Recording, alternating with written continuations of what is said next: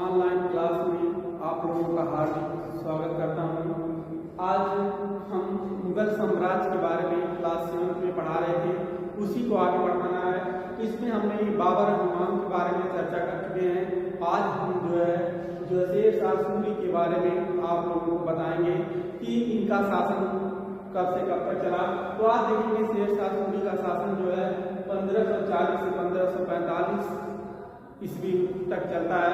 यह मुगलों के शासनकाल के बीच में इनका शासनकाल चलता है। और आप देखेंगे जो शेर शाह सूरी थे, इनका जो जन्म था यह 1486 ईस्वी में बजवाड़ा होशियारपुर में हुआ था। बजवाड़ा आप देखेंगे जो होशियारपुर है पंजाब में राज्य में पड़ता है। और आप देखेंगे यह बहुत ही कुशल, एक तरह से शेर शाह सूरी बहुत ही कुशल शासक थे। और इनका जो बचपन का नाम था बाबा फरीद के नाम से जाना जाता था। 15 वर्ष की अवस्था में आप देखेंगे उन्होंने अरबी फारसी सभी भाषाओं को भी जो ज्ञान प्राप्त कर लिए थे। और उन्होंने आप देखेंगे कि वह अधिक से अधिक तरह से बहुत कुशल प्रशासक थे। और उनके पिताजी उनको जो है पूरी जागीर, मतलब उनके पिताजी बहुत बड़े जागीरदार थे और उनको पूर्ण रूप से जागीरदारी संभालने के लिए उन्होंने सारी व्यवस्था कर दी थी। लेकिन उन्होंने जो है जागीरदारी व्यवस्था को छोड़ दिए और वे लोग जौनपुर चले जाते हैं।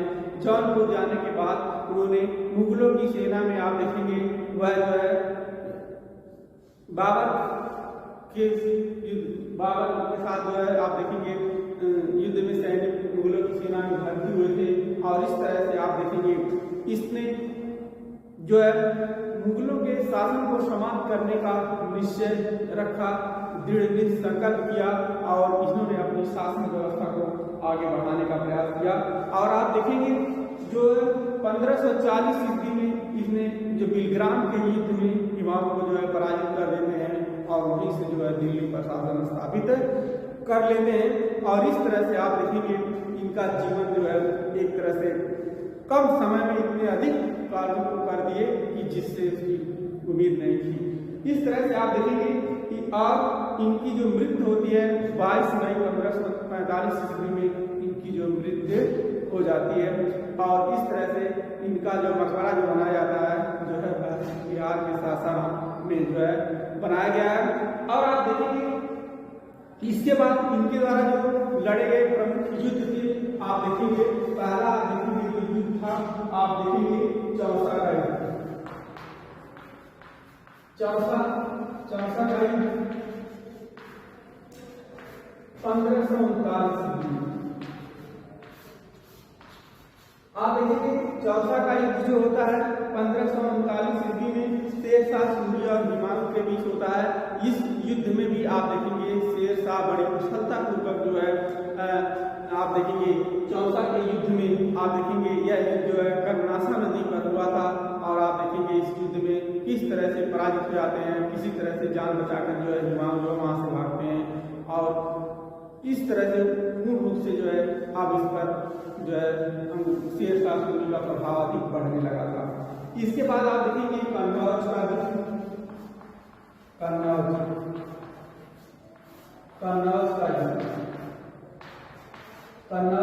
आप देखेंगे कन्नौज का युद्ध आप देखेंगे 1540 ईस्वी में यह बिलग्राम का युद्ध के नाम से भी जाना जाता है। बिलग्राम की यह आप देखेंगे कन्नौज का युद्ध के नाम से जाना जाता है।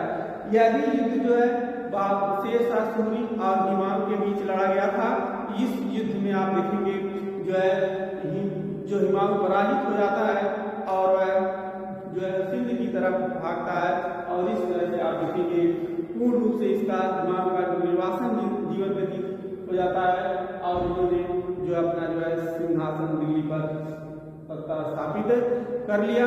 इस तरह से आप देखेंगे शेर शाह सूरी की यहाँ से जो है विजय अभियान जो है बहुत शुरू होता है। और इस तरह से आप देखेंगे इन्होंने एक एक करके अपने साम्राज्य को बढ़ाने का प्रयास किया।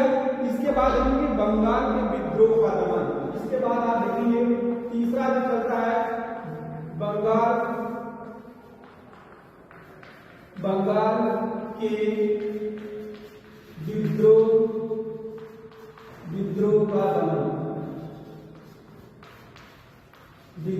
का दमन 1541 ईस्वी में। आप देखेंगे बंगाल के विद्रोह का दमन जो है इन्होंने शेरशाह सूरी ने किया। आप देखेंगे जो बंगाल का जो शासक था वह था खिज्र खां था, और खिज्र खां ने जो है अपना जो है बहुत प्रभुत्व स्थापित कर लिया था, और हमेशा जो है बंगाल में जो है विद्रोह होते रहते थे खिज्र खां के द्वारा, जिसके कारण से जो है शेरशाह सूरी ने सर्वप्रथम 1541 ईस्वी में खिज्र खां को जो है विद्रोह को दमन किया, और विद्रोह को दमन करने के बाद वहां पे नई प्रशासनिक नीतियां लागू कर दिया, जिसके कारण से पूर्ण रूप से बंगाल में आप देखेंगे वह विद्रोह क्या हो जाता है, समाप्त हो जाता है। फिर आप देखेंगे तीसरा हो गया। चौथा देखेंगे मालवा। मालवा पर विजय, मालवा पर विजय आप देखेंगे यह विजय जो 1542 ईस्वी, यह 1542 ईस्वी में जो मालवा पर विजय अभियान शुरू होता है।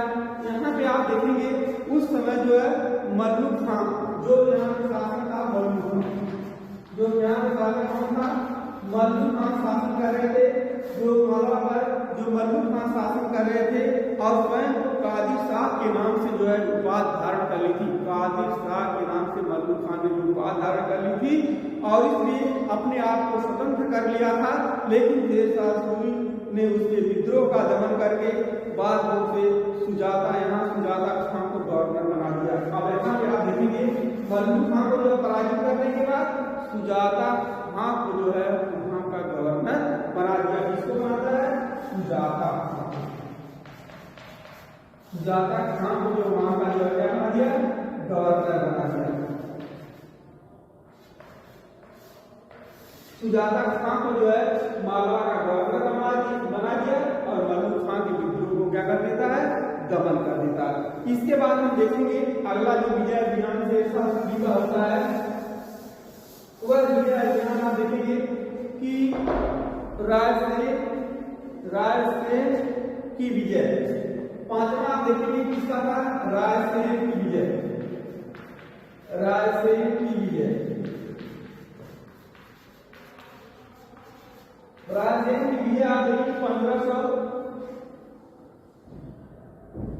आप देखिए 1543 ईस्वी में रायसेन की विजय की शुरुआत होती है। यहाँ पे आप देखेंगे रायसेन के विद्रोह को आप देखिए रायसेन पर किस तरह से इन्होंने सत्ता स्थापित की। 1543 ईस्वी में आप देखेंगे मालवा स्थित रायसेन किला पूरनमल के हाथों में था। आप देखेंगे जो रायसेन का किला था वह आप देखेंगे रायसेन का किला जो पूरनमल के हाथों में था। किसके हाथों में, पूरनमल के हाथों में। पूरनमल के हाथों में, पूरनमल के हाथों में जो रायसेन का किला था, रायसेन का किला जो पूरनमल के हाथों में था। लेकिन आप देखेंगे उस शेरशाह ने 6 माह तक, शेरशाह सूरी जो थे वह पूरनमल पर सत्ता स्थापित करने के लिए, उसको विजय प्राप्त करने के लिए रायसेन के किले में 6 माह तक घेरा डाल दिया था। लेकिन आप देखेंगे वह कुछ नहीं कर पाए शेरशाह सूरी। लेकिन और उन्होंने आप देखेंगे उनको पूरनमल को कहा कि मतलब मैं आपसे बात करना चाहता हूँ। इस कारण से उनको बाहर बुलवाया जाता है और उनको जो तुरंत बाहर आते हैं और उन पर अधिकार करके रायसेन के किलों पे कब्जा कर लिया जाता है। और यह माना जाता है कि यह जो शेरशाह सूरी का जो विश्वासघात का युद्ध था, और उन विश्वासघात से जो है रायसेन पर जो है किले पर अधिकार कर लिया। इस तरह से आप देखेंगे, इस तरह से रायसेन के किले पर विजय 1543 ईस्वी में एक विश्वासघात के साथ शेरशाह सूरी ने पूरनमल को पराजित करके किया। इसके बाद आप देखेंगे जो अगला विजय अभियान चलता है शेरशाह सूरी का, वह था आप देखेंगे कलिंगर विजय।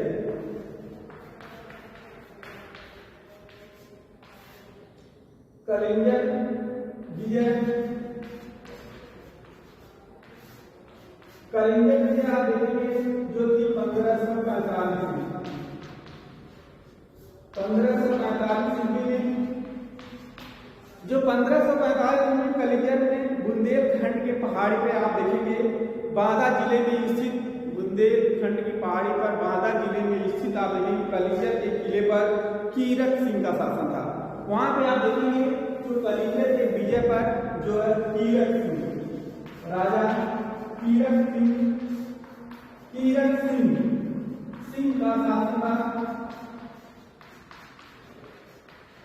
आप देखेंगे कीरत सिंह का शासन था और इस तरह से यह शेर शाह ने अंतिम विजय अभियान था और यह शेर शाह का जो था अंतिम विजय अभियान था और कलिंगर पर विजय प्राप्त करने के लिए उसने बहुत कुशलता पूर्वक जो है उस पर 1545 ईस्वी में कलिंगर पर आक्रमण करता और कीरत सिंह वहाँ का शासक थे और उसने अपने इतनी अच्छी तरह से कुशलता पूर्वक जो नीतियां अपनाई थी और इन नीतियों के तहत आप देखेंगे कि वह एक तरह से उन पर जो है किले पर पूरा कलिंगर पर अधिकार कर लिया था। अधिकार करके पूरा सब कुछ हो चुका था, लेकिन अचानक आप देखेंगे वह जिस अस्त्र के गोले को चला रहे थे अचानक वह गोला लगता है और फिर जो आप देखेंगे जो है आकर के उनके पास गिर जाता है और गिरने के बाद आप देखेंगे शेर शाह सूरी की जो है चोट लग जाने के कारण घायल हो जाने के कारण उनकी जो है 1545 ईस्वी में आप देखेंगे उनकी मृत्यु हो जाती है। इस तरह से आप देखेंगे कि यह कम समय में ही इतने क्षेत्रों पर अधिकार करके पूरे जो है मुगल प्रशासन को हिला दिया था और मुगलों के बीच में अपनी सत्ता को लहराया। लेकिन आप देखेंगे इसकी प्रतिभा भी अगर यह और दिनों तक जिंदा होते तो मुगलों का यहाँ पे ठिकाना नहीं होता, लेकिन इनके कम समय में रहने के कारण मुगल फिर जो है इस पर आ जाते हैं। और आप देखेंगे इसके बाद शेर शाह के बाद आप देखेंगे कुछ इनके जो पुत्र थे इस्लाम शाह 1545 से 1553 ईस्वी में शासन किए, लेकिन वे लोग उतना कुशल पूर्वक जो है उनके उत्तराधिकार को बचा नहीं पाए। इसने तो कुछ अपने पिताजी के कुछ प्रयासों को आगे बढ़ाया, लेकिन आप देखेंगे वहीं पे आदिल शाह सूरी थे 1553 से 1555 ईस्वी में शासन किए।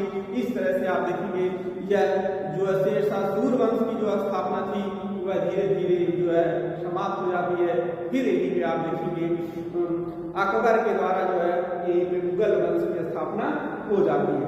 तो इस तरह से आप देखेंगे यह था शेर शाह सूरी के बारे में। अब आप देखेंगे शेर शाह सूरी की उपलब्धियां कि शेर शाह सूरी की क्या उपलब्धियां थी। शेर शाह